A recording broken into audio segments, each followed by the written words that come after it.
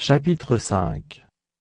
Voyant la foule, Jésus monta sur la montagne, et, après qu'il se fut assis, ses disciples s'approchèrent de lui. Puis, ayant ouvert la bouche, il les enseigna, et dit : Heureux les pauvres en esprit, car le royaume des cieux est à eux. Heureux les affligés, car ils seront consolés. Heureux les débonnaires, car ils hériteront la terre. Heureux ceux qui ont faim et soif de la justice, car ils seront rassasiés. Heureux les miséricordieux, car ils obtiendront miséricorde. Heureux ceux qui ont le cœur pur, car ils verront Dieu. Heureux ceux qui procurent la paix, car ils seront appelés fils de Dieu. Heureux ceux qui sont persécutés pour la justice, car le royaume des cieux est à eux. Heureux serez-vous, lorsqu'on vous outragera, qu'on vous persécutera et qu'on dira faussement de vous toutes sortes de mal, à cause de moi. Réjouissez-vous et soyez dans l'allégresse, parce que votre récompense sera grande dans les cieux, car c'est ainsi qu'on a persécuté les prophètes qui ont été avant vous. Vous êtes le sel de la terre. Mais si le sel perd sa saveur, avec quoi la lui rendra-t-on ? Il ne sert plus qu'à être jeté dehors, et foulé aux pieds par les hommes. Vous êtes la lumière du monde. Une ville située sur une montagne ne peut être cachée. Et on n'allume pas une lampe pour la mettre sous le boisseau, mais on la met sur le chandelier, et elle éclaire tous ceux qui sont dans la maison. Que votre lumière luise ainsi devant les hommes, afin qu'ils voient vos bonnes œuvres, et qu'ils glorifient votre Père qui est dans les cieux. Ne croyez pas que je sois venu pour abolir la loi ou les prophètes, je suis venu non pour abolir, mais pour accomplir.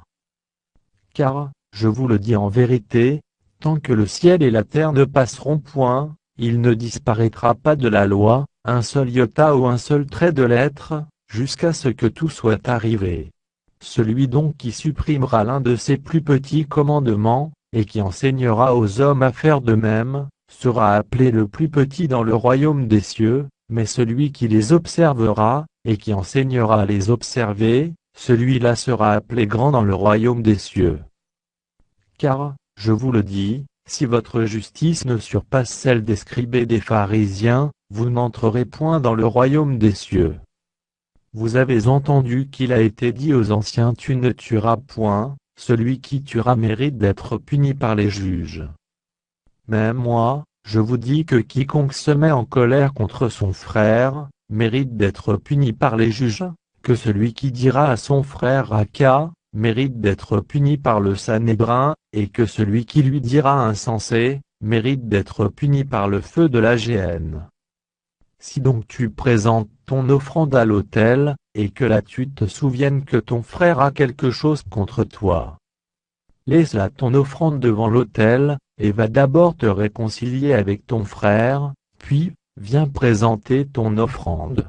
Accorde-toi promptement avec ton adversaire, pendant que tu es en chemin avec lui, de peur qu'il ne te livre au juge, que le juge ne te livre à l'officier de justice, et que tu ne sois mis en prison. Je te le dis en vérité, tu ne sortiras pas de là que tu n'aies payé le dernier cadran.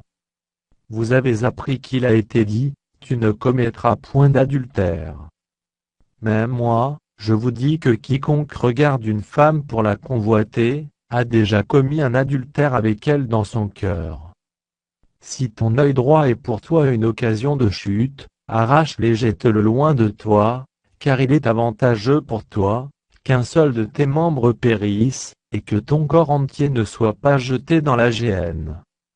Et si ta main droite est pour toi une occasion de chute, coupe-la et jette-la loin de toi, car il est avantageux pour toi, qu'un seul de tes membres périsse, et que ton corps entier n'aille pas dans la géhenne.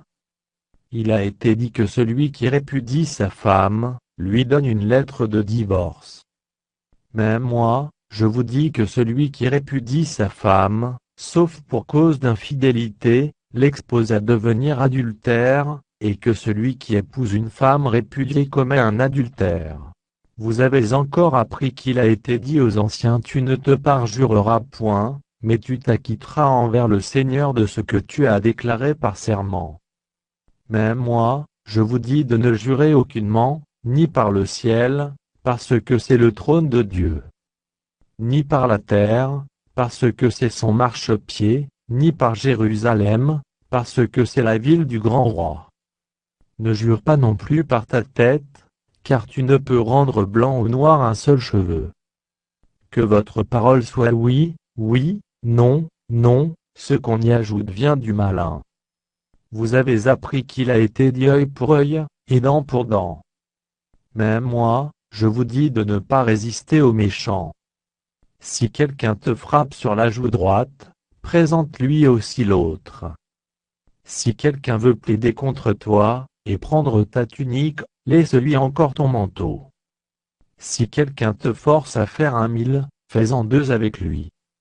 Donne à celui qui te demande, et ne te détourne pas de celui qui veut emprunter de toi. Vous avez appris qu'il a été dit tu aimeras ton prochain, et tu haïras ton ennemi.